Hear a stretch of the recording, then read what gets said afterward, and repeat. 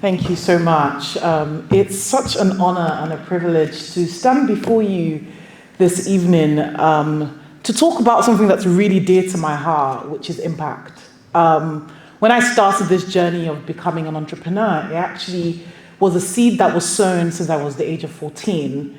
But as I actually went through university, from my undergrad to my master's, that seed became like a shrub, and that shrub became the tree that is Neo Group today. And that without my academic journey, I do not think that seed would have become a tree today. And so for every one of you today who sat here, who has a fire burning in your belly about one thing that you want to see changed in the world today, just see me as an example that you can actually make that change. Now let me tell you a story of how the seed that I started at 14 became a tree that it is today. So at 14, I remember, 13 specifically, I remember moving from Nigeria to the UK by my parents. And they were like, "You're so brilliant, you should move to the UK." I absolutely hated it.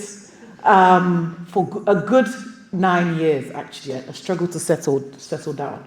But actually, as I didn't like it, I kept seeing things that I wanted to change in this society.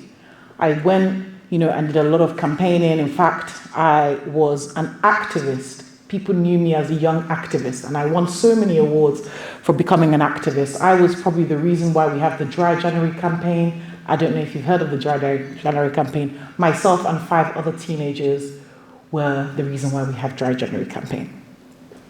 But let's just fast forward to going into university. And I knew that all of the work that I had done needed to actually have a sustainable impact. And I began to think about, what does that look like? But I still kept seeing problems around me. I would go up the hill in my undergrad university, and I would see women who were sex workers on the road. And I would think, there must be something that we can do about it.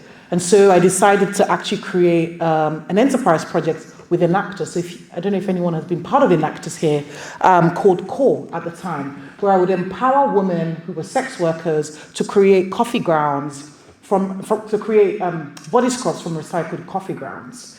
And I saw how that project became a full-blown enterprise. I would go pitching in Asda, Enterprise Rent-A-Car, Tesco, and very different enterprises to actually win money in order for us to actually make this project a reality. Frank Body was our competitor.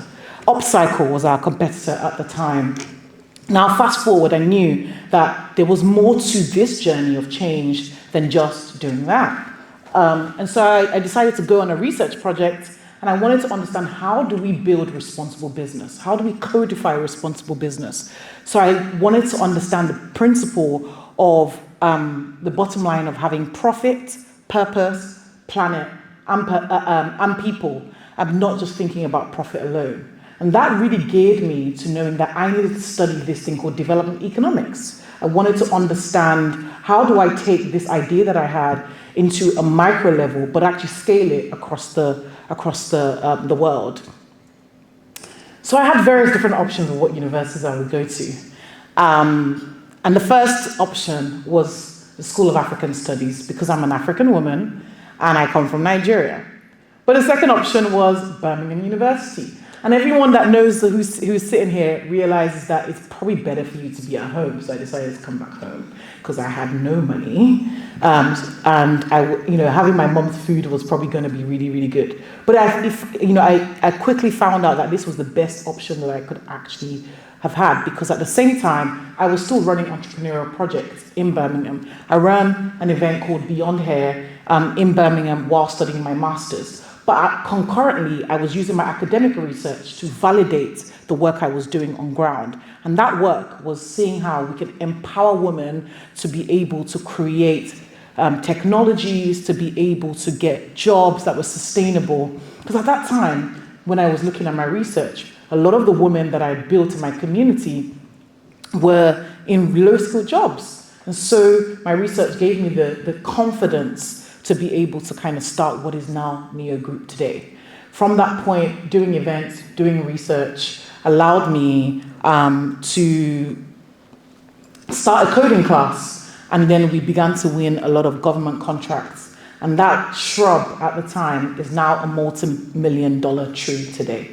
And so I don't say all of these things to say just to kind of glory myself, but it's to show you an example that it is possible, that the impact that you're making, the project that you started, the different things that you started just from a simple idea, whether it was from anger, whether it was from passion, whether it's because you actually saw a deep-rooted problem, I want you to know that although it looks like a seed, it could become a shrub and eventually a tree in the future. The most important ideas, the most impactful ideas are the ones that are birthed from burning problems, mostly burning problems that are personally felt. And so I want to say massive congratulations to every single one of you here today who has decided to take on this thing called impact. This thing, and you decided to challenge the status quo and look to do something about it. These awards are just a sign that you deserve to be the problem solver. You deserve to be that person who actually dares to see change in our world today. And because of you, we're moving the needle and we're bringing more solutions into the world. And so congratulations to all the finalists. Congratulations to all the winners today. And I just want to say thank you to the team for having me here. And I hope you have a blast tonight.